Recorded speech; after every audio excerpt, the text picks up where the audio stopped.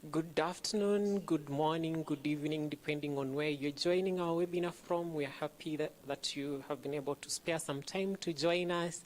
We are just waiting for a few more people to join, and we'll be beginning in the next 5 minutes. So kindly bear with us as we wait for the others to join so that we can start together. Thank you.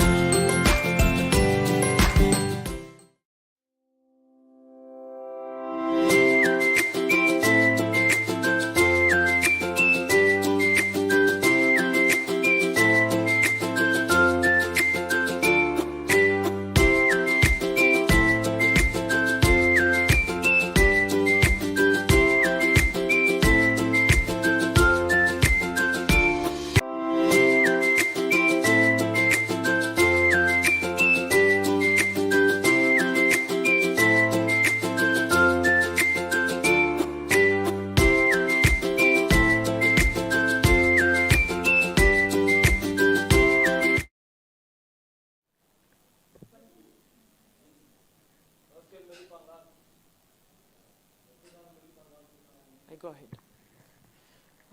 Once again, welcome to the webinar. Those who are not around when I did the introduction, we welcome you to our second part of our series on child participation, theory and practice in Africa.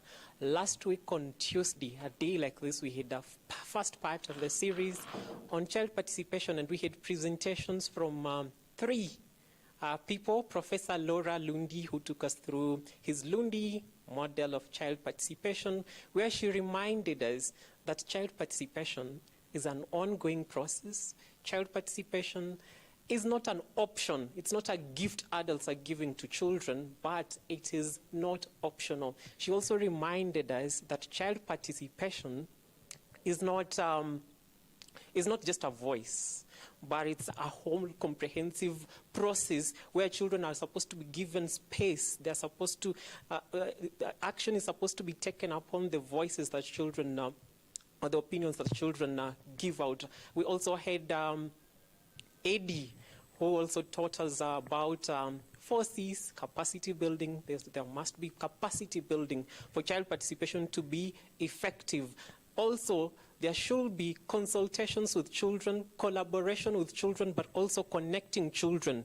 And part of also what he reminded us is that child participation, or children are not homogeneous. So child participation must be context specific and age appropriate. So if you missed, you can get all this information on our YouTube channel, Mtoto News. You can just search Mtoto News on YouTube, and you'll be able to learn all this information that I've tried to just recap in a minute. But because of time, we are not going to dwell on what we learned last week, but we are going to get into our sessions of today so that we can get to learn what has been prepared for us today by our speakers of today. So once again, welcome to our webinar series organized by Mtoto News to help child participation practitioners from not just Kenya, not just Africa, but across the globe. Like last week we had Professor Laura Lundi, who is from the UK, and we had people joining from across the globe, also from UK. So we welcome you so that we can get to learn from each other as practitioners. Child participation, it's a new concept that we're still trying to, grasp. Many organizations and practitioners are trying, to learn about it, but we have an opportunity to just share best practices and also tools that our speakers are advancing so that we can serve our children better. So today, our first speaker is Dr. Elvis Fokala from the University of Pretoria Center for Human Rights. He is also the proponent of the Elvis, not Elvis, you see, now I'm confusing because of Professor Laura Lundi. Her model of child participation is named after her, but for Elvis, I think his model is popularly referred to as the balance model of child participation. So Elvis is going to speak to us and share as our first speaker. So Elvis, over to you. If you can hear me, kindly take it over.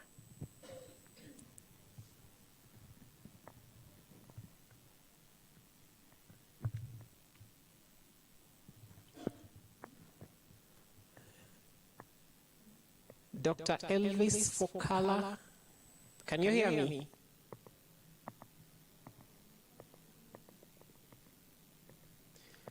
Probably as we wait for him to get ready, we can have Jennifer. Jennifer, kindly join me on stage so that you can welcome our participants for today.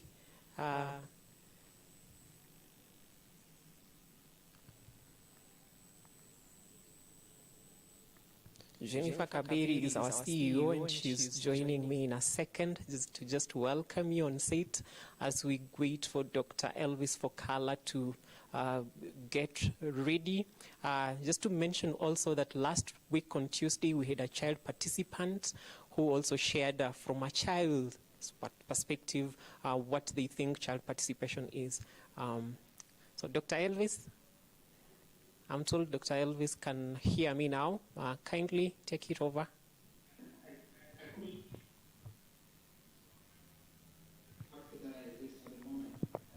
Hear you. Jennifer, could you give me the cue so that I know where to start?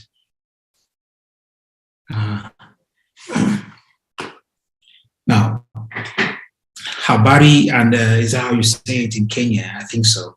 My brief experience in that beautiful country has taught me some few words. Et j'aimerais aussi dire bonsoir à tout le monde, surtout à nos frères francophones qui sont là. And greetings to everyone who is here and to everyone who has had the opportunity to be graced by what I have deemed as one of the most exciting weeks to discuss issues that are very pertinent to our own children in the continent. I see many others that are here and discussing issues around children's rights. Some, and I see Brian King is one of the, I think the most famous one from Total News. Your work is recognized. We see you as well in many forums. But here's the point. The point is that at this moment, as we've heard from the other contributors, we are now in a space where we want to give children the ability to speak. We are also in a space where we want to give children the ability to air out their opinion and to raise and to identify with decision-making processes, to make an opinion to what they want. And as Laura Lundy has probably told you already from the start, it is important to know that we have to weigh two things here. And my perspective and why I'm here today is to take us through something that I worked on and still do for many years. Now, if you look on the left of my screen, you have Laura's, I don't know if it's the same, which one is right. On the right of your screen, probably, you have Laura Lundy's model. And on the other side, the black and white, it's my model, something that I did some years back.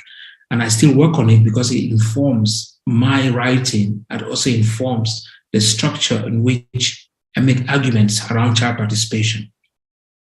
And I'll tell you why. The reason is because over the years, and since 1992, as probably Laura would have told you, we've had several models, from the Hertz model in 1992 right down to Scher's model and to so many other models that have been designed in this space.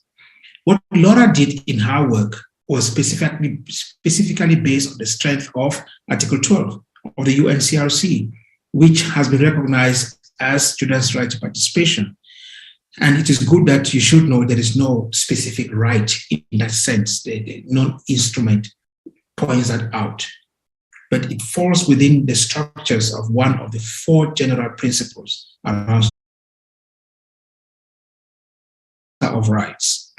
The issues around expression, freedom of movement, and all whatnot, they all fall under this cluster of rights, which is child participation. Now, why do we have another model that looks technically similar to Laura's model? It is because in 2015, by the way, 2015, 16 as well, continuously, I had conversations with Laura where we were trying to discuss about her model and to see how it could be applied in the continent, in Africa.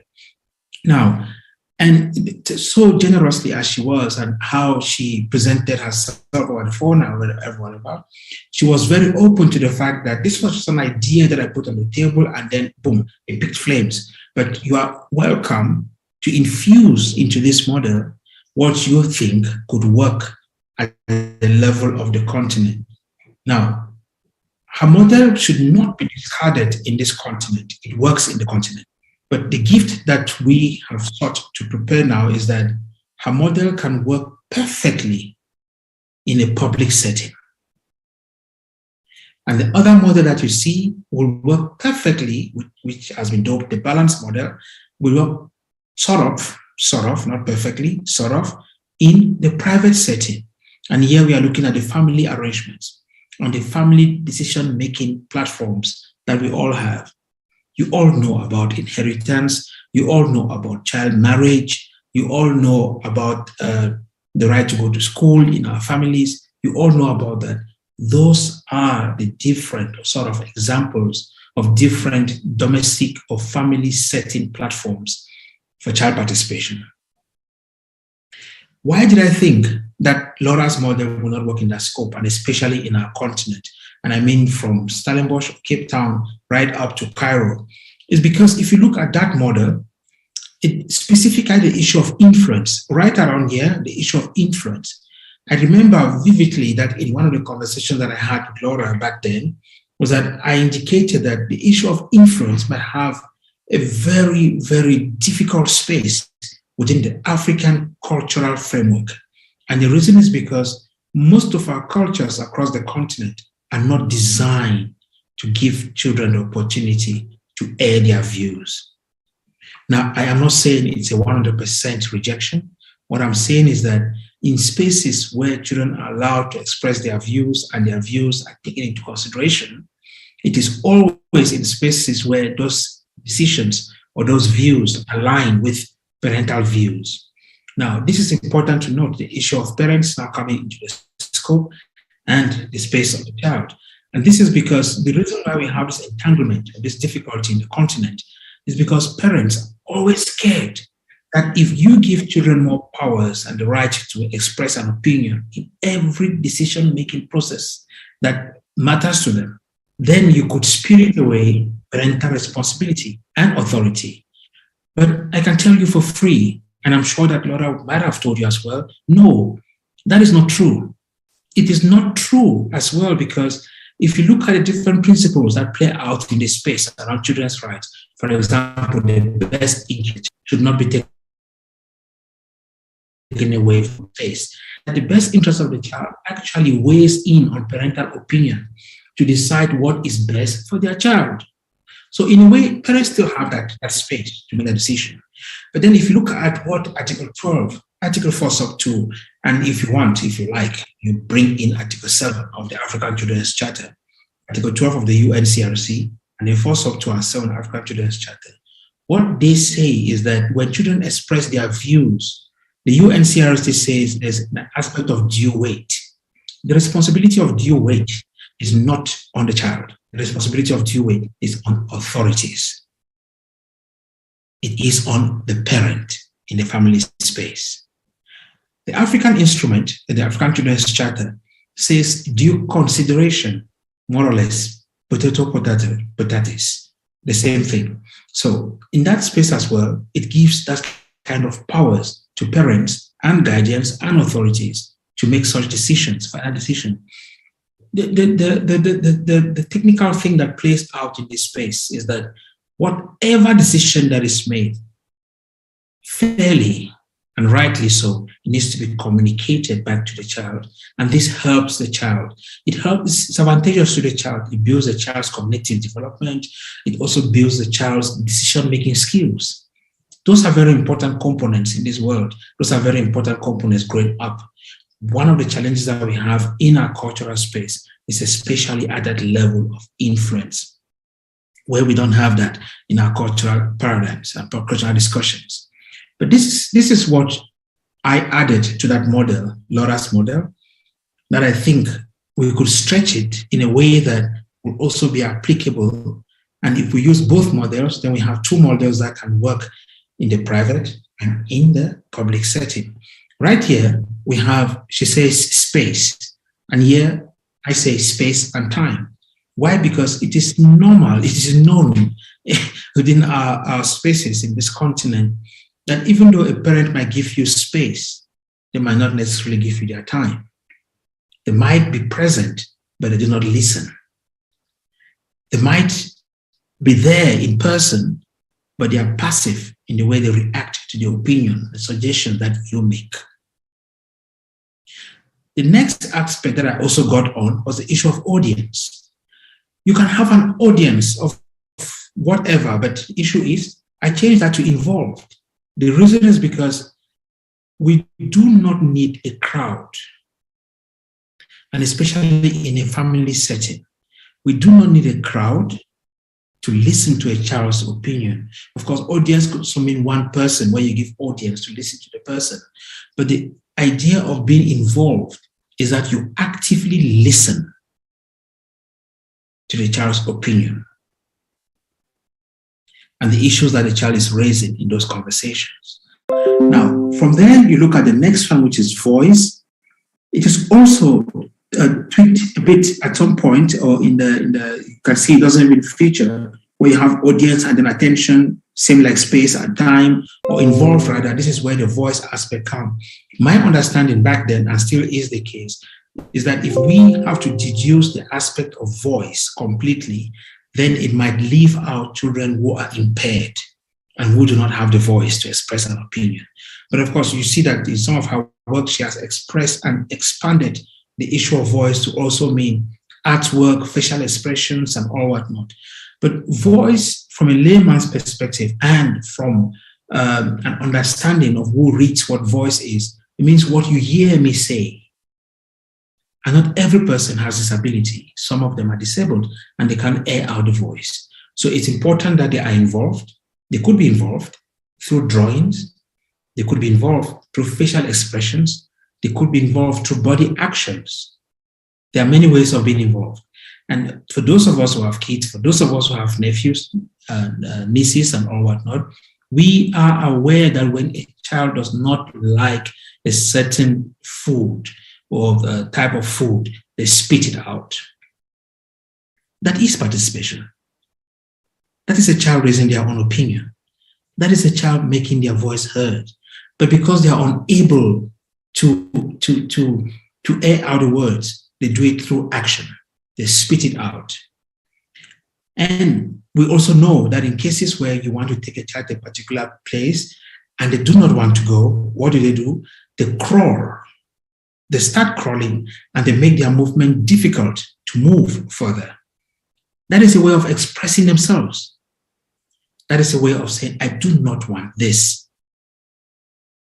And that is where if you do not have the time, if you do not have the attention to pay attention to that specific act, you will not be able to evaluate or to ascertain what the child is trying to communicate.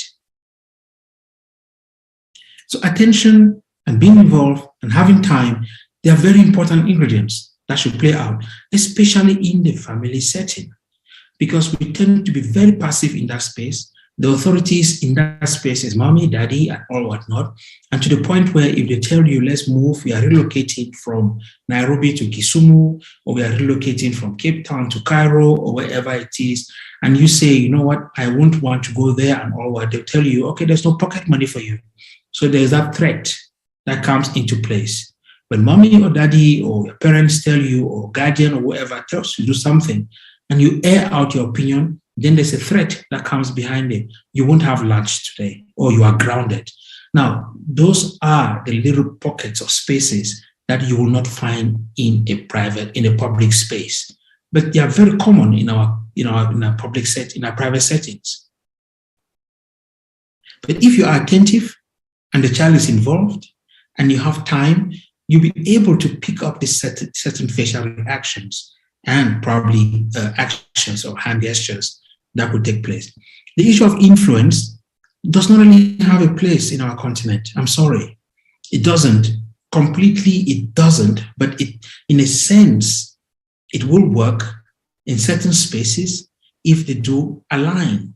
But as we continue emphasizing the message of accepting or taking in a child's opinion, it is not to say that a child should have influence over the decision-making process, because that will not happen, but it's that the child should be able to listen. And that is why the model introduces two different groups of people. You have one here, the child as the main and co-actor that sits on the scale right here. And right here you have parents. There is a need for this to swing. And then you have the state. You can see different elements that play out here that do not really feature in this very good model of Laura's, that did not really feature. But the idea here was to look at it more from a family and a private setting perspective, an African context. The state plays a watchdog approach here. The state is here to watch the family space. The reason is because from a legal perspective, the state is the state party, is the person who signs these instruments, the African Children's Charter and the UNCRC. These instruments have been signed by several countries, but do we really implement them in a family setting? To an extent, yes. And that is where you have the state that sits as a watchdog. Every part of this drawing has a meaning. Hence, the hard line that you see here at the bottom here, the state does not have the freedom to get into a family space because we have defined this space as a private setting. But it is not completely setting, it's private. And that is why the state's image has a sharp end to penetrate that space when a child's best interest is at risk. And once the state is able to penetrate the hard part of this scale, then here it becomes broken lines. That means the state can go through into the family space to protect the child's best interest when it is at risk. Only that, to protect the child. Because the family remains a family, and decision-making in that space is usually embodied with heightened emotions and complicated issues that at times you give the families some space to sort out their issues. And only when, as I said before, that best interest of the child or what should be done or what is best for the child is at risk, then the state can get into that space. And we all know that the state has a place in the family setting because the state is the major custodian of all the children. They are the ones providing the facilities, they are the ones ratifying the instruments, they are the ones providing support. So education has to come from the states. There needs to be collaboration in that space with parents as well and all whatnot. The reason why we have this in the middle here, evolving capacity, which is Article 5 of the UNCRC, as a continent, we are very lucky that we have these two instruments that play out in our continent, the African Children's Charter and the UNCRC, So that gave me some kind of a freedom to mix both elements from both instruments to portray them here. Here, there's heavy reliance on Article 12, and here, which is the UNCRC, here there's reliance on the African Children's Charter and the UNCRC, because I had that opportunity, given that I was speaking from an African perspective. The reason why we have the evolving capacity Article 12 of the UNCRC, which then provides the balance between who dominates in a participatory platform or who dominates in a decision-making context, is in the sense that if you look at Article 5 of the UNCRC, it speaks about parental responsibility. And I look at it more from the aspect of evolving capacity, where the capacity has to continuously move. If the child is right, then the parents have an obligation, sort of, to listen to the child. And if the child is wrong, the scale moves, and then the parents or the child has to listen to the parents. The reason why this is here is also built on one of our core values in the continent, and one of the core values, core elements of our cultural practice, which is respect of the elderly. You cannot take that away. There is no single African parent, even those who claim they are as educated or as civilized as they want to be, that does not value the importance of respect. The moment you get into any participatory or any decision-making platform as a child, there is need for you to listen. There is need for you to make your opinion. And then now parents now have that responsibility to give you due weight by listening and acting. If the parent is abusive towards you, the state will get into that space to protect you. We all have, the state is very present in our families, even though it might not be that visible. There are emergencies numbers in every country. Here in South Africa, it's 10-111. If a child feels violated, or even any other person in the family, they can call 10-111 and the police will show up whenever they can to protect you. And the police is an agent of the state. So that's exactly what this model brings to the fore, what it brings down on the table, adding on elements that it thought that were not visible in Laura's model, and that this model, Laura's model, is very much applicable, even at the level of in the public setting, parliamentary sessions. We have children in parliament sessions that take place. If you apply Laura's model in that space, it will work perfectly, because that's a public platform. But in the family space, if you look at, for example, child marriage, the point is, child marriage, the decision in the child marriage space is not made by adults. It's not made by the child, rather. It's made by adults in that space. And the child, especially the girl child, is only invited into that conversation when they are handing over the child to the prospective husband. In most cases, very, very old than the child. But if that child is given the space and the time and the audience and the ability to be involved in that decision-making process, to raise their opinion of what they think and what they would prefer, I can promise you now that most girl children will reject the marriage, and through that, we might be able to eradicate or drastically reduce the number of child marriages in our beloved continent. Thank you so much.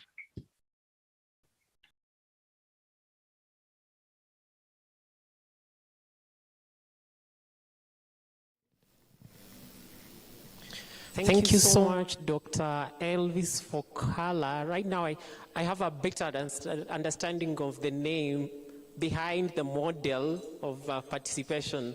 It's called balance, or the balance model of child participation. So on the other end, on one end, we have the child as the main actor. On the other, further end, again, we have parent or a parent as the main actor.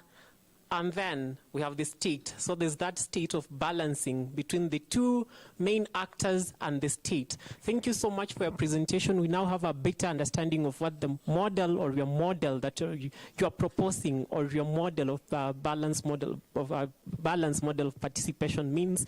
And I believe those in the room here and those who are joining virtually, we've learned something. And you can post, in case you have any issue for clarification, you can post in our chat box. If you have any comment on the same, you can also post in the chat box, and we'll have Dr. Elvis respond to your comment or your question before we proceed to, or as we proceed on. After the next speaker, we can come back to getting questions from the chat box directed to Dr. Elvis for color before he drops off. So you can post, utilize the chat box to post your comments, to post your questions, and then we'll have Dr. Elvis respond to that.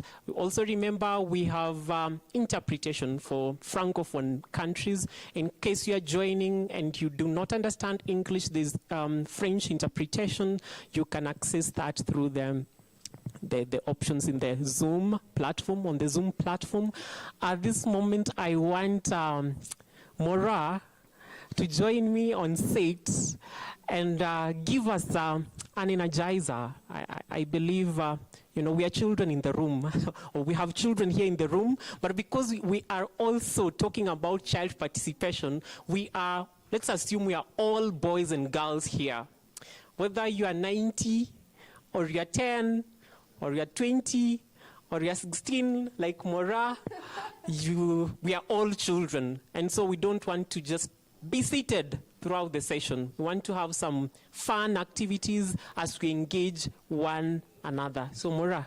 Yes, hi Dan. Hey guys, I hope you're doing well. How are you? Yeah, I think in that case we will have to stand. We cannot be sitting and doing an activity. So if you're in the room, please do stand. I don't know, I'll put this down. Great, so we'll just stretch a bit, okay? In a very systematic way. So we're going to stretch our right hand, left hand, right foot, left foot, okay? Ready? Everyone's ready? So 5 here, 5 here, 5 and 5. Then we'll be cascading down, okay? So we start with 5. 5, 4, 3, 2, 1.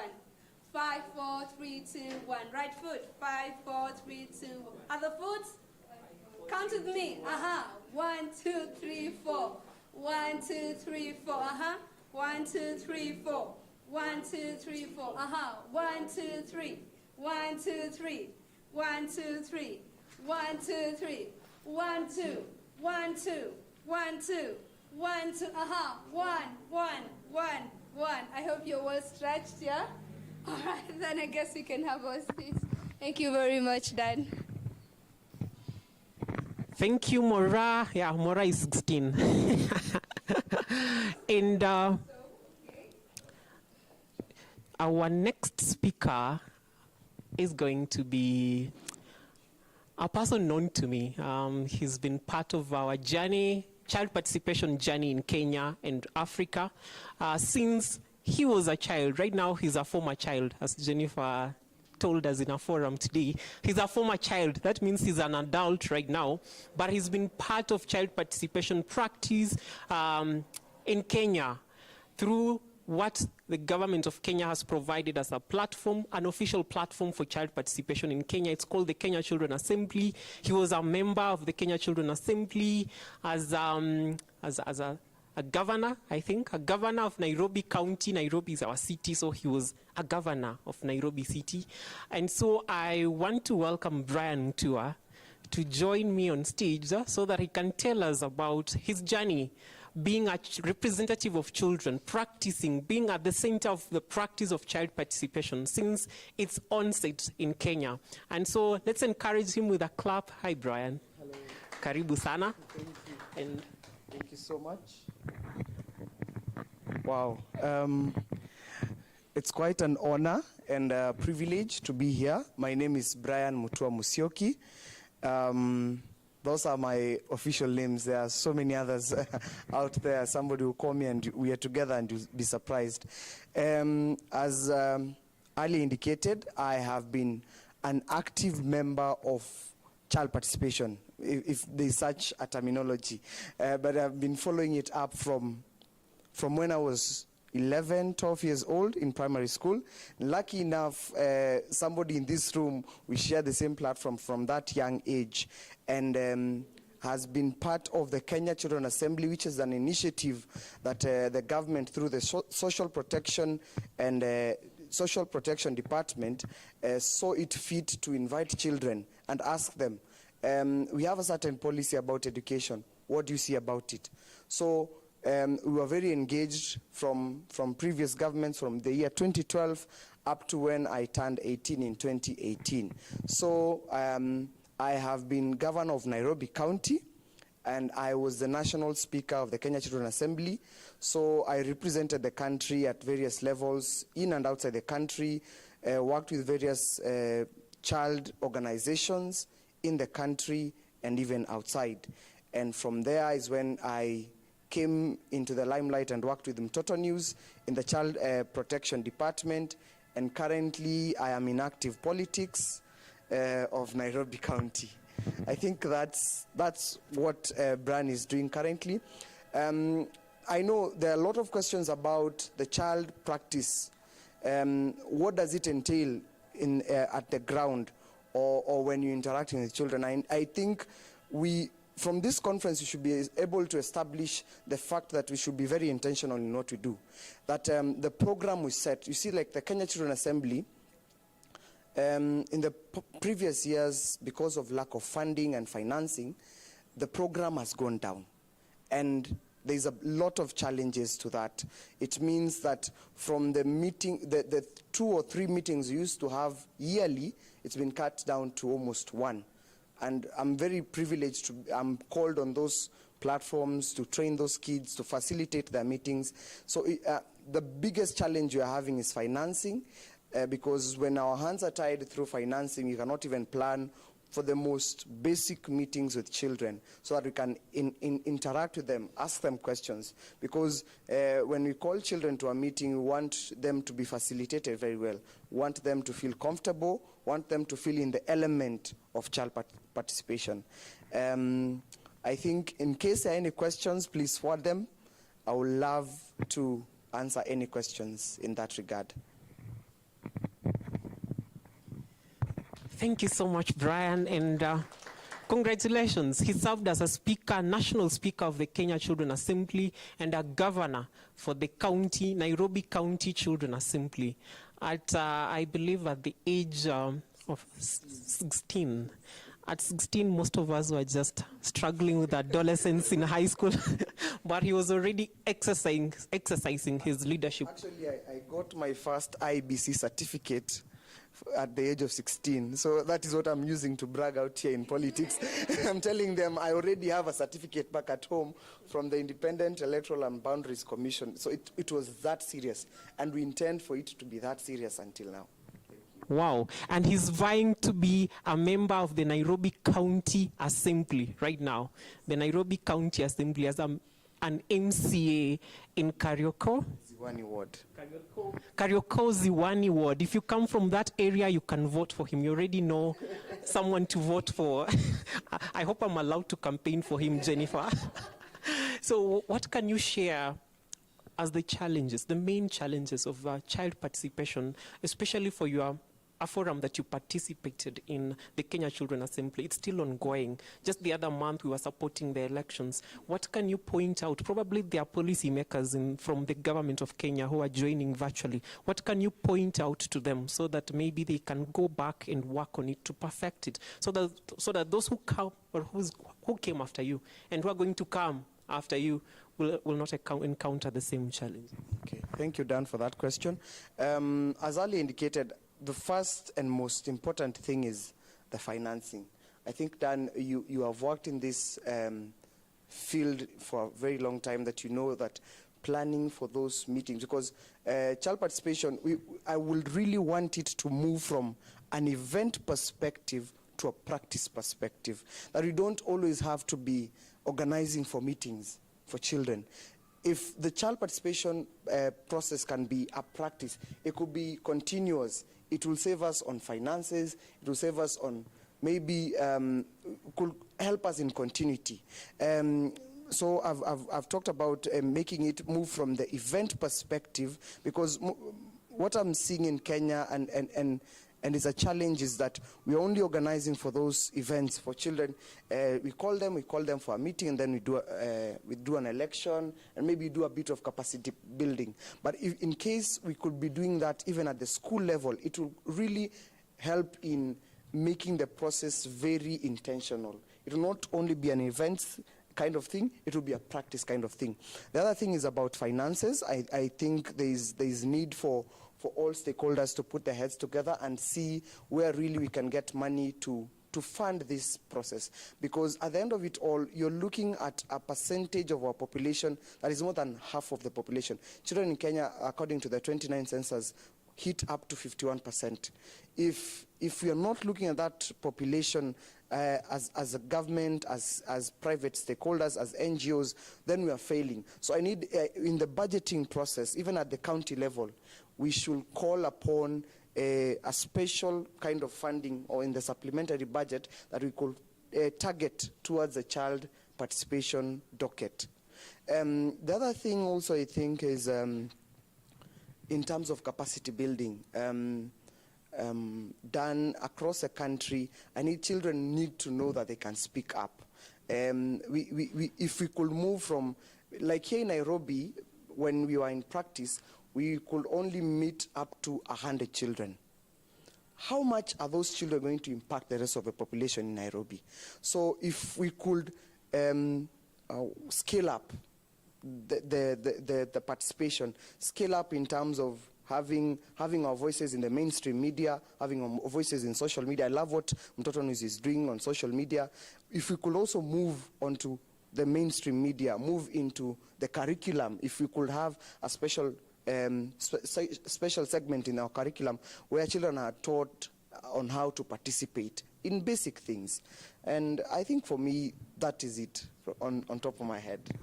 Thank you so much for those insights. From the 5 points you've shared, what I can pick as the most pressing need, and we talked about that in our workshop earlier. We had a workshop disseminating the child participation guidelines from the committee, African Children's Committee, right in this room from morning to about an hour ago.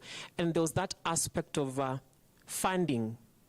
And I think there's that, as even in the child participation guidelines, there's a provision for costing of policies. So the government, as it comes or enacts policies and legislations, they need to do a costing so that resources follow whatever is provided in the guidelines or in the policies, so that we have implementation happening. Because most governments or states in Africa, we have very good policies on paper. But in practice, there's a disconnect between what is on paper and what is being practiced on the ground. So we need to have governments, in case we have anyone, a government official joining us virtually and in the room here, go back and discuss amongst yourselves and see how resources can follow, or we can allocate resources towards child participation, so that we can, seal that gap between what is on paper and what is in practice. And as your parting shot,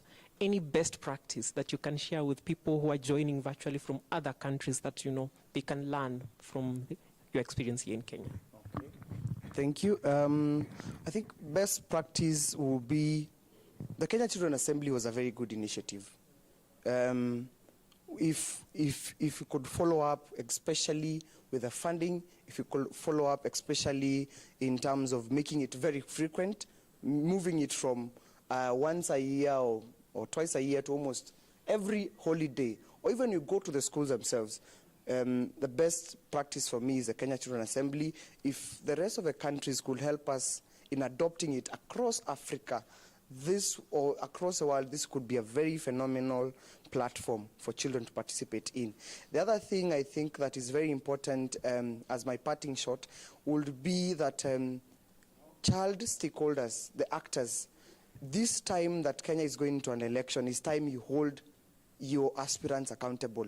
It's time that I would prefer that during the presidential debate or the governor's debate, because those are the two I know that are very prominent and people are eyes on, if we could have the social protection ask these politicians or these aspirants the tough questions. What is your agenda for children? What are you planning for children? Because if they don't have that in mind before they go into office, already it tells you that implementation or in terms of policy will be stalled. You know the Children's Bill 2016. I was part of that Children's Bill, actually around this same vicinity, and it was in the year 2016. Up to now, it has not been implemented because of lack of goodwill from Parliament. Imagine if we could have our legislators or those people going into office already having in the back of their mind that, look, we're going to office, we need to look at the issue of children. We need to bring children on board. So if they could leave the door open for children to enter, then it would be very, very easy for us. So what I'm calling for is that you know yourself, you are a child actor. Dan, you're a child actor, as it is. In the presidential debate, those are some of the questions I need. You and many others, the ones joining us virtually, the international community asking, what does the president have on top of his agenda for children? If he doesn't, what next? Do we have to call people to advise him on the way forward? There are plenty of people who are ready to advise. There are plenty of people who are ready to not only put it in policy, but also implement it. So I will call upon any child actor within the country or outside the country, especially this very sensitive moment, this transition time. People are ready to listen. Make them listen. Thank you. Thank you so much, Brian. Let's appreciate him with a hand. I'm told Dr. Elvis has a question. I don't know if it's directed to you, but let's listen to the question. Dr. Elvis? Thank you. It's not really a question, but just to say it's good to see. So I've always heard the term former child soldier. I've never heard the term former child. So, so this is nice to hear that you are a former child and you are here with us now. But this is the point. The point I was going to make is this. The issue of child participation, given that you are now in a position where you can actually make this a reality, or you have the intentions of making it a reality based on what you've learned during your time when you were a child, is that child participation in a public setting is a little bit costly. It has budget implications to bring the children together and then to have a child parliamentary session and all whatnot. One of the examples, one of the little things that you can start doing is that you probably, in a way, reduce the age of voting, because that is also an element of participation. If you advocate for a reduction in the age of voting, or you also look at the fact that even if children are not allowed, or 16 years old, most probably at that age, children from 16 are not allowed to vote in national elections and all whatnot. But at the county level, you might want to start advocating for such things. And then you already have inroads in such cases where children are already involved in voting for mayors or for their governors or whatever happens at the county level in Kenya. Please do not politicize. Do not politicize such platforms. Don't make it all about the political parties that come into space and all what. Public participation platforms must, at every time, in order to achieve some of the key issues that we want to achieve in the continent and across child participation, should be a policy redesign oriented. In other words, it should touch on key issues. If you have laws in Kenya that you want to revisit and you want to capture children's opinion, that will make it more meaningful than if the process is politicized. So it's important not to politicize child participation platforms. Do not manipulate those children. You deal with the issues that concern them. For example, a girl child attending school when she's pregnant, or issues around child marriage. Should we legislate on that? It's a pity that the child bill that you were part of has still not taken full momentum in all what it is to do. The issue of implementation or inviting children to implementation. Earlier today, this morning, that's around, I think, 8:30 South African time, I was also involved in another platform which discussed issues around children's involvement in the design of the new African cities. So my involvement there was also around the issues of child participation and to find methods and designs in where we do that. Let me just bring one statement out, what I actually said in that platform. This is it. When cities are designed or when policies are designed and they're about to be implemented, what you need to take into consideration is that when you have the park, there's a park downtown Nairobi, somewhere there. I think 2 months ago when I was there, I saw it. There's a park downtown Nairobi. City designers will draw a path for pedestrians. They'll put pavements around it. If you put a child in that park where there's a lawn and then you have the pedestrian passage, throw the ball across that lawn and ask that child to go and pick that ball. Do that twice, thrice, as many times as you can. In most cases, you will see that the child will not use the pedestrian path. The child will not use the path that has pavement on it. The child will run across the field. That should inform you that the designing of that space did not take into consideration what children might want to see as a way of moving through that space. And that is why in most of our cities, when you see the pavements that are designed in the parks, you will then see another pedestrian track that runs across the track. It's because those who actually use the track were not consulted in the designing of that track. So they've now formed their own pedestrian track. But if you ask their opinion, it could be different. And that idea, you should bring it down to the issues of implementation of policies in Kenya, to give children more ability to grow their cognitive development, to give them more ability to weigh in their decision-making processes, and to build their confidence. You might want to advocate and push towards the idea of ensuring that from the age of 16, there is some kind of voter education and that children start voting for their leaders and they will make better choices when they grow older. Thank you. Wow. Thank you so much. Those are quite insightful comments, and we thank you for that. Really, really appreciate the fact that you've talked about not politicizing those platforms, and that is very important because making sure that children hold an independent view of real issues, if it in terms of education, if it in terms of child protection, they know what to do. And thank you so, so much. It will be a pleasure also to see the child soldier in you as you move on, as you see, as you are moving forward, to see how we can really help our children. One thing that I'm also doing back at home, right now I'm having a program, a volunteer teachers program that we're doing in public schools around my area, that we are doing voter education to the children there. I think as you're moving forward, I will show you some of the best practices in what we've been trying to do to educate the children from that same level. You're also offering them opinion polls.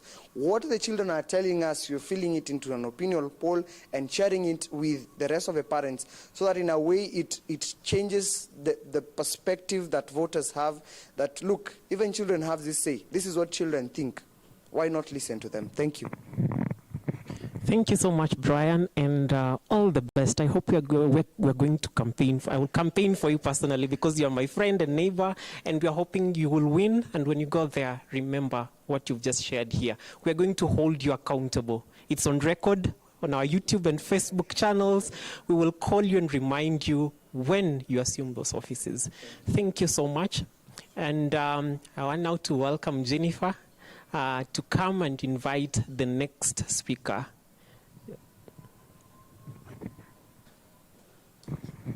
Hi everyone, thank you so much. Sorry, I didn't want to come this side because two of our speakers are having serious technical challenges to join in. Ronje is saying that I think it's raining where he is, so he's been trying to join. He joins, he falls back. So in fact, I'm going to check if someone, if he's been able to join back. And same as Felicitas, they're having challenges to join in. So what I'm going to do is I'm just going to make it open for now as we wait for the two speakers to get their technology in line and just have a conversation. I can see Brian King is online. I can see I'm going to invite Omar and Mora on set. Omar is a current child. Mora is a former child. So we discuss what are these challenges of child participation in Africa. Okay, what are these things? And Dr. Fokala, being online, can be able to help us to dissect this into what can be done. What are some of the taboos that make children not to participate? So Omar and Mora, as we wait for our two speakers, they're having serious technical challenges joining.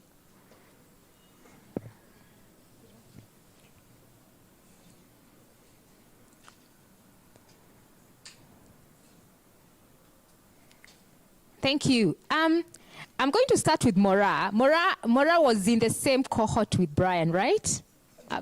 A bit earlier. Maybe a year. Okay. Mora is also was a member of the Kenya Children Assembly. And Mora, what have been the challenges of affecting you to fully participate? Okay. One, as a child, and two, as a young woman. What are those challenges? I don't know. Let me start with consistency.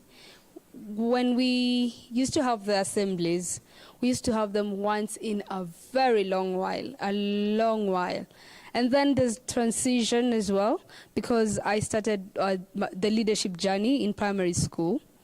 And as I transitioned into high school, because I went to a high school very far from where I was raised. I was raised in Nairobi, then I went to the western region of my country to study. So once I moved, there was no communication, no nothing, so there was no follow-up from my assembly to where I went, really nothing. So it's just later on now, since I was still passionate about children's rights and child advocacy, that I still connected with some of my fellow assembly mates, let me call them that I got to get back to the scene, and that's how I even got to where I am today.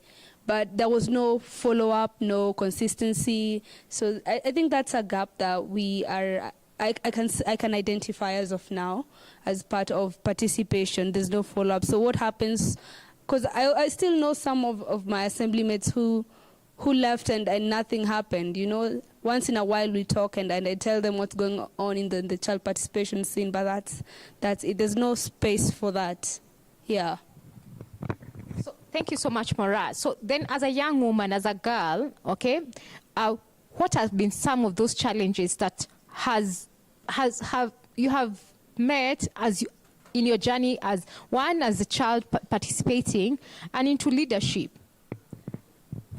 Most times, in such forums, I'm almost always the youngest, and female. No, not many females participate or girls participate. So there's that challenge. So there's not much representation in terms of gender and age as well. And so I think that's one of the challenges that there are, and probably the opinions that I give are not much regarded. I don't know if I should put it like that.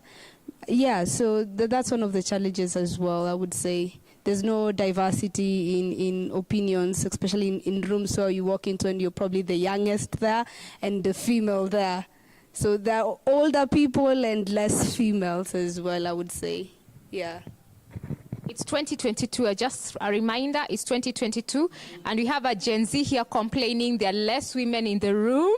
So that's very unfortunate to have less women in the room. I don't know, Dr. Fokala, as you are doing the balance model, and we are looking at family level in terms of the child and the family. When it comes to girls, how often do you think girls are given space? Okay, what are they given space and time to be able to participate? Do parents give permission? Because I know a child cannot participate if the parents don't give permission. Isn't that right, Mora? The parent has to consent to the child participating, yeah. And maybe if I add, we have been bred into a society that really does not encourage women to speak out. It's better that you sit and smile. You don't, when you're headstrong about your opinion, you become problematic, I would say. So we do not want problematic people. Even in Kenya, when you become a woman who's very opinionated, you're given a name, Iron Woman, or what would say, Kichwangumu, you see? But if it's a man, it's okay. They're leaders, that's how they're supposed to be. You know, but when a woman is there and is trying to give the opinion, chances are that someone else will try to speak over them or try to say the opinion is not that much, you know. So that's a thing that happens even to me, yeah. Dr. Fokala, if you're there, probably you just heard what Maura has said about the challenges of a girl participating, and this is at the national level and also at the family level. What is your take about that, Dr. Fokala? Thank you. And just to flag that, I see two of my brothers here. There's Ronge and there's Sam as well. Okay. That have logged about that self-esteem. About that. And then, your situation is real. It is true. It plays out. But there are two things that play out in the family space. Two. One is gender-like, is gender, and then the second is financial strength. So in a family space where you have those sort of things, yes, I agree with you. It is a very common thing, especially in a very, very, or a typical African setting family situation, where in most cases, they want to listen to the boy child more than the girl child. And this also plays out in a societal experience. It transmits into the society. And you can see it even in politics, you can see it in many other spaces. Gender discrimination is real, and the girl child suffers a lot from this. Now, in the financial space, in the family as well, this is where there's no gender. In other words, what I'm trying to say here is that the family setting listens more to whoever has the deepest pocket. So, whether it's a girl or it's a boy child. If it is a boy child, then there's double advantage. But if it is a girl child, then there is that added advantage of having the financial means to sustain the family. So in a way, it depends how it plays out. But the family setting clearly, in most cases across the continent, has these two components that play out in terms of who they listen to most. Thank you. So much. I've been told Ronja is buying, so he can be able to go ahead.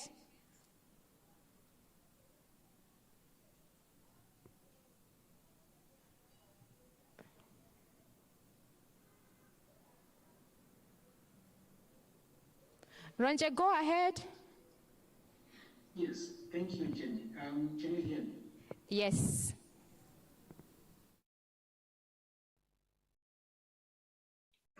I hope you can hear me. Thank you. My internet is slow, so I'm just going to proceed and make my presentation without the use of a video. I'll put one of my slides to enable.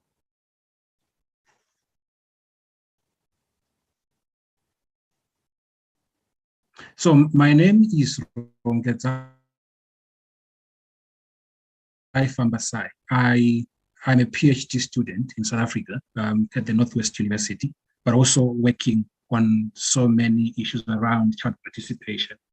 And the presentation that I'm going to make today is going to align to Dr. Fokala's presentation, but there's a bias towards public participation in my presentation and my contribution.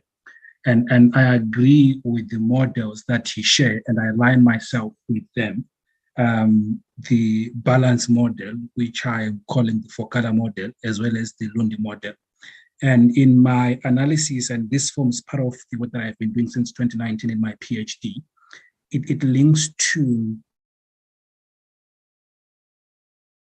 the Lundi model because I inquire more into cities, I inquire more into urban governance because statistics have revealed to us that by 2030, the number of children growing up in cities is going to increase significantly to more than 50, close to 60% of child urban inhabitants. And because of the focus of our presentation and discussion today, which looks into cultural enablers and inhibitors of child participation in Africa, I intend to bring to your attention my understanding of culture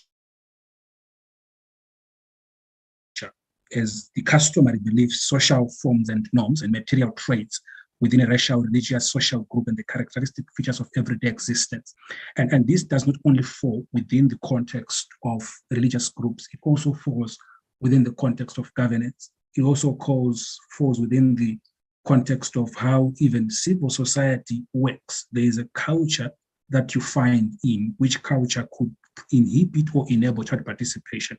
There's a culture that you find in city governance. There's a culture that you find in governance across South Africa, in Kenya, in Ethiopia. There's a way of governance which has become a form of a culture, which then inhibits the participation of children. And I put this picture just to draw attention to the fact that children are a small school, are a small group within the governance of politics, within the governance of nations, and there's global politics, there's national politics, but the voice of children should also be included within the space of governance. So I'm focusing more into city and more into urban governance. And what I have observed in my studies is that children are excluded in the governance of their cities. I'll explain more as I get into my observations as well as the case studies that I have done, that children are excluded from governance of their urban spaces, in the design of parks, in the design of shopping malls, in the design of roads and other systems that they use and any other person use in the city. The voice of children is excluded. Why? Because there's a professional culture that says architects don't necessarily need to involve children because they don't understand the requirements or they don't understand the expertise required of urban planners. They don't understand the expertise required of spatial development. And then that's done by adults to the exclusion of children. But there is a new model of thinking, which is the systems thinking in urban design, which includes children and have children in mind. And there's a move in terms of urban development, in terms of the SDGs, Sustainable Development Goals, which then moves towards the Lundi model of creating the spaces for children to contribute to discourse, to contribute to urban governance, to contribute to the development of spatial spaces for children, be it parks, be it roads, be it anything that relates to residential spaces. I understand that in many African countries, Kenya included, South Africa included, Zimbabwe included, there are gated communities where even the space for children to play is limited. And it is the duty and the job of the ones that are doing construction or land developers to put in within those clustered neighborhoods what they think is fit and will be good for children without necessarily involving children. So there's a component of the child inclusive cities, which I argue is to say it's much more what could include children and include their voice in governance vis-a-vis the child-friendly cities, because child-friendly cities, they are saying, what has been designed by adults, how do we make it user-friendly to children? But if you include the concept of child-inclusive cities in the beginning of the design, you have included children from the baseline survey from the beginning, and that is what is critical. And I have noted what Brian has indicated to say, during elections, during the tabling and debates, and even at municipal level, you don't often hear anything relating to children, because governance as a way of culture, traditional culture or customary, whichever way, is something that is designated for adults to the exclusion of children. And that is one of the biggest challenges and the biggest inhibitors of the participation of children in Africa across the board. I will move on to indicate that there are mechanisms which have been attempted to be put in place. And these mechanisms, you find them in many African countries. I'll mention Kenya and South Africa as examples. That cities tend to put what are called junior councils or junior city councils or junior parliament at the city level. And these ones, they don't normally effectively contribute to the governance of the city. They are just there to say we have this structure. For instance, the city of Johannesburg is one, the city of Cape Town is one. And the effectiveness and the contribution of children in spatial development in city governance is slim because they are regarded as they don't have the capacity to contribute. And Dr. Fokala expressed it very well, that children participate from a lower age and then the participation evolves. So there are weak mechanisms for child participation in many cities across Africa, and so specifically South Africa that I focus on in my study. So what I have done is I have done a survey of 8 metropolitan cities in South Africa. And in doing so, I've posed important questions to say, is there an office for children, and where do children go to if they want to understand governance at the city level? Is there a mobile app that citizens engage, which children can use in the context of digital age? Is there an address that is available on the municipal website such that children can look at the website and know where to go if they want to address or file a complaint or engage the municipality? Is the website in a local language? If it's not, is there a portal where children can click and then they can understand what is happening? Is there a portal for children within the website? Is there a platform for public comments and feedback, availability of notice and the links to Twitter, to Facebook, any email address, any contact? Is the website child friendly? And I've noticed that many of the cities, they do well in terms of providing accessible websites, in terms of including availability of a public notice portal, because they want to let the public know that there's a meeting happening or that there is a load shedding, there's no electricity within this period. But when you look at how friendly the websites are, it goes down. When you look at whether there's anything that could inform children about the governance of their city on the website, it keeps going low. If you look at whether it's accessible in terms of the local languages within the community, it keeps going low.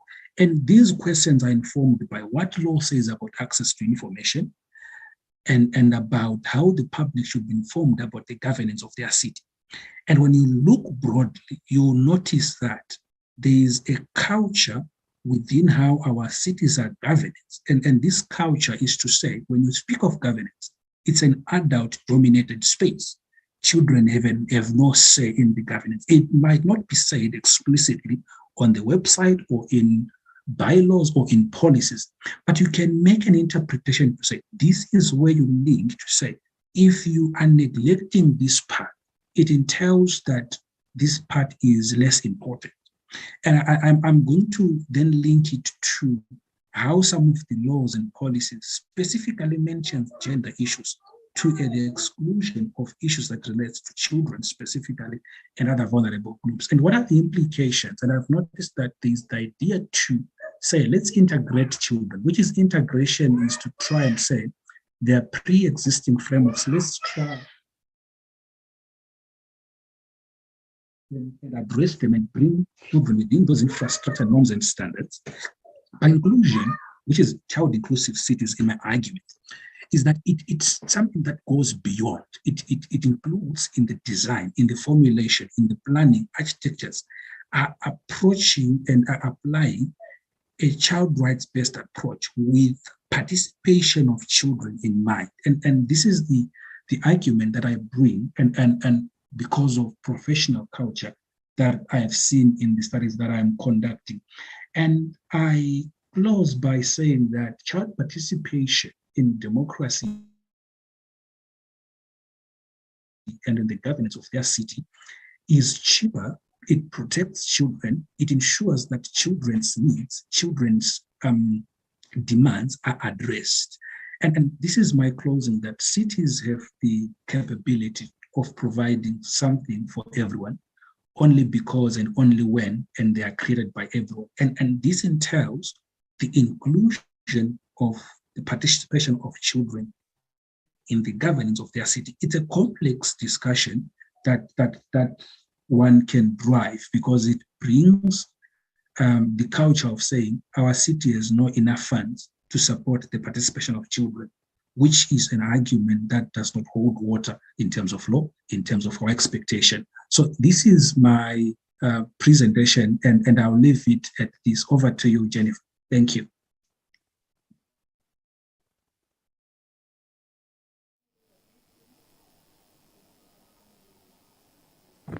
Thank you so much, Ronjezani, for your presentation. I'm sure members of who have joined us online and those who are in the room here have learned something. I have my take homes. I've noted down some points that are going to guide us, especially as Mtoto News in our work with children. We have a whole department on child participation, and we are regularly engaging children. If you come to our offices on any particular day, you'll find a child. We involve children in our design, in the designing of our projects, in the implementation.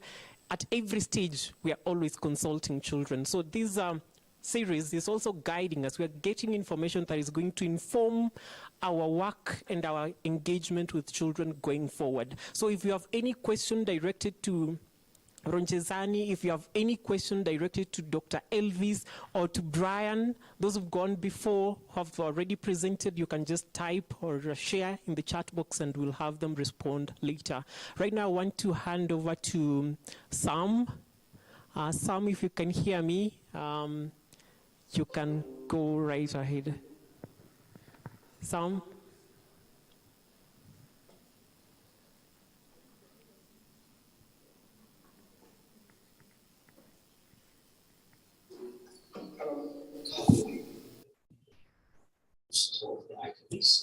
Hello, can you hear me? Okay, thank you very much. Let me begin by thanking Mtoto News and also Save the Children, World Vision, for putting this training together. And I think as an organization, we are delighted to be participating in this conversation.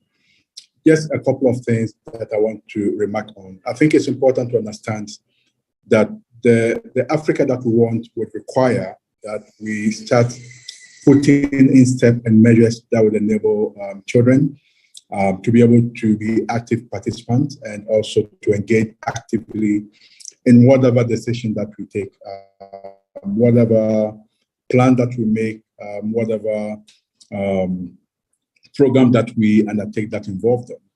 And the reason is unless we prepare them, unless we get them involved in those processes, there's no way we'll be able to get them to take the mantle, both of leadership, but also of engaging, of being able to coexist and tolerate each other, unless they are involved in decisions and platforms that involve them. And so I'm happy to be talking about the participation of girls in some of the decisions and activities that we engage in. And I guess the question that probably would be on people's mind is, why are we talking about girls when we know that girls are part of the population of children?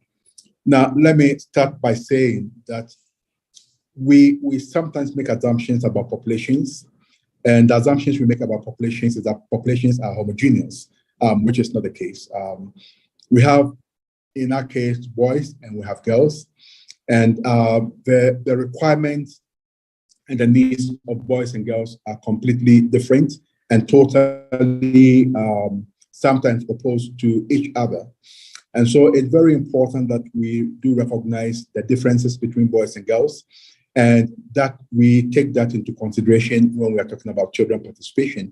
And even though we don't also advocate for isolating and taking girls completely out of conversations and discussions that involve children, what we are saying is that we need to identify the peculiar needs of girls, the peculiar needs of boys, and make sure that their engagements also reflect those needs of both boys and girls. And so for Plan, and I guess for other organizations as well, the importance of working with girls and engaging girls in terms of general participation is very key. It's key in the sense that, like I said, the needs, the aspirations, and the very nature of girls are completely different from boys. We do realize that in societies where we live, societies tend to bring a lot more opportunities and platforms to boys. And so by making sure that we are involving girls in participation also then helps us to be able to make sure that girls themselves define what it is that they want to be part of. We also want to make the point very clear that we are not just talking about bringing numbers. And sometimes what we see in terms of this whole discussion around gender is that we say, well, if you bring 5 girls and if you bring 5 boys, then that is about, ensuring gender and diversity. We don't think that is the case. Even if you bring 15 girls and you bring only 1 boy, and I think most of us would also witness this, that even in terms of positioning, we would always see that the boy in most cases will be either the president, and then you have the rest of the girls being the secretary, the financial secretary, and all of those. And so for us, active participation of girls also means equal opportunities, equal power, equal platforms, equal engagement in everything that involves both children, boys and girls. And until we get that very right, we might think that just bringing numbers of girls is what participation is all about. So let's be very clear that participation is not about bringing girls onto platforms and bringing girls onto some of this discussion. I mean, participation for us is equal opportunities, like I said, equal platforms, equal voices, and allowing the girls to be able to make decisions that affect them. So that is very important for us. We also do recognize that even talking about girls, girls are not a homogeneous group of people. So we also take time to look at how we map girls in terms of power, in terms of privileges, in terms of positioning, in terms of where they live. Of course, you cannot compare an urban girl with a girl who lives in a rural area. You cannot compare a girl who has a disability to a girl who hasn't got a disability. And so it's also very important for us to recognize that when dealing with girls, it's important to identify which particular girl are we dealing with and what opportunities are we giving each one of those girls for them to be they themselves and not to replicate what others are. We also try to ensure when we're talking about girls' participation is to allow them to use their evolving capacity. Sometimes we do see that we talk about girls' participation, but then the roles that we give the girls sometimes does not commensurate with the abilities, the skills, and the capacities that they have. And so girls' participation for us is also very important in the sense that we'll have to recognize the evolving capacity of the girls. We'll have to recognize that the girls themselves have agreed to be able to do what they have to do. Now, it doesn't mean that we don't challenge girls. We challenge girls to do more than they can because we know that there are a lot of girls out there. There are role models for girls who are doing exceedingly well. But what we are saying is that we need to make sure that we are not setting girls up for failure, especially when we talk about participation. We don't need to force them to do what they feel uncomfortable to do. And sometimes what we see is that we call on any girl at all, even when we haven't prepared them. And so the next thing we consider when we talk about girl participation is also the preparation. We need to prepare them.